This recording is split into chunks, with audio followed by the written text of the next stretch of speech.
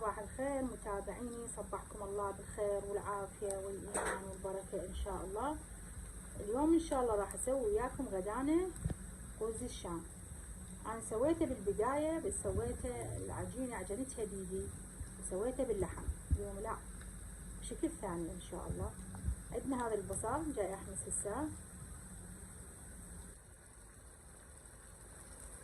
هسه متابعيني. بعد ما حمست البصل شوية بالبصل خليه صدر الدجاج. صدر الدجاج مقطعته مكعبات غاسلته مقطعته. هسه راح ابدي احمس صدر الدجاج ويا البصل.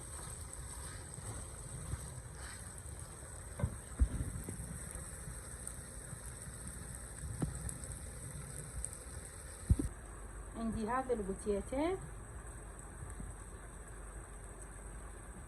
خليته بالقلاية صار بهالشكل. هنا متابعيني خليت قليل من الكزبرة و5 هيلات وعود قرفة. هنا هسه ابدي اطحنه. وعندي نوم بصرة واحدة، هاي النوم بصرة هم راح اطحنها وياهن.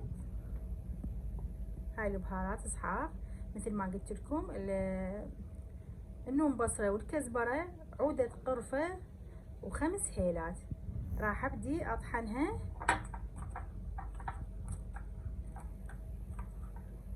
هنا راح ابدي اطحن هاي المواد كلها سوا. هسه متابعيني بعد ما كملت حمص صدر الدجاج والبصل، عندي الكشمش غسلته نظفته.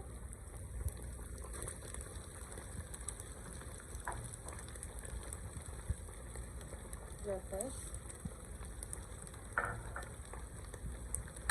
هاي البهارات اللي طحنتها وياكم، الهيل والقرفة والكزبرة نوم بصل، ريحتها كلش طيبة تجنن. ابدي الساعة احمس.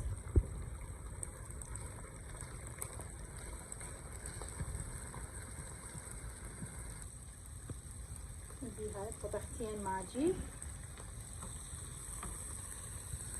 هنا بعد ما اخلي ملح طبعا اذا هو الماجي.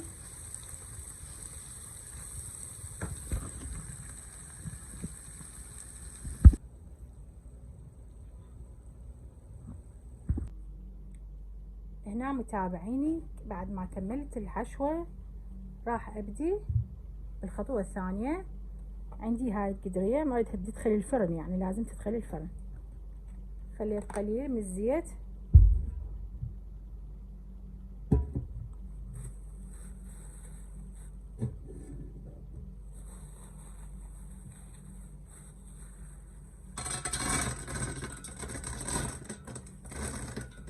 عندي هذا اللوز.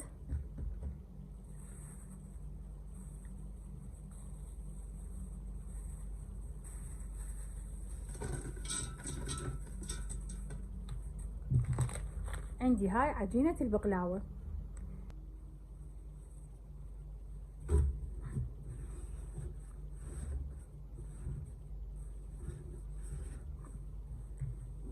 هاي خليت لي كم مرقة، تقريبا 4 يعني.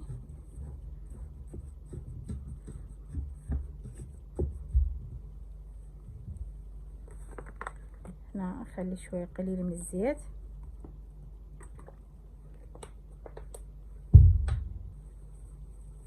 هنا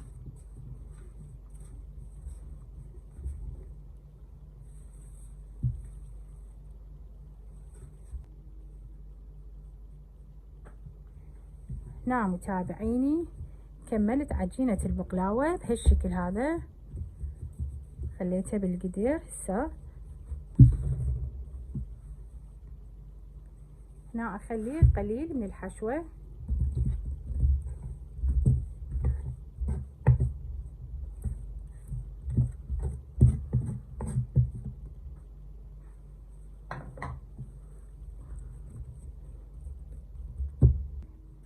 عندي يعني التمن سالكته ومصفيته.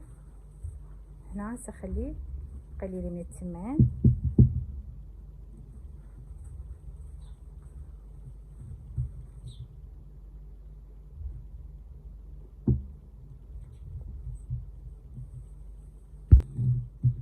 اخلي الباقي اللي عندي من الحشوة.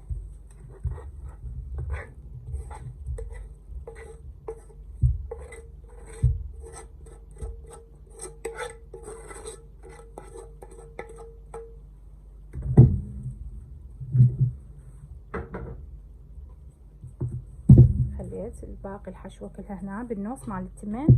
ابدي هم اخلي مرة ثانية تمن.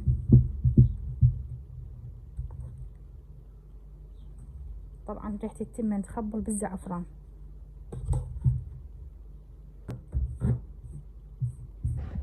هنا كملت، خليت التمن وخليت الحشو.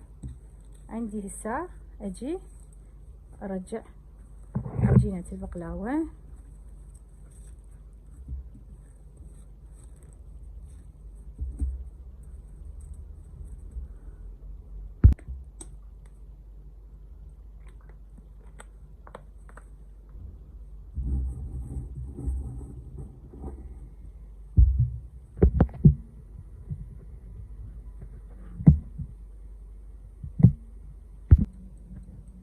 هنا متابعيني خليت القدر بالفرين، شغلته فوق الجوة، وخليت الحرارة 230.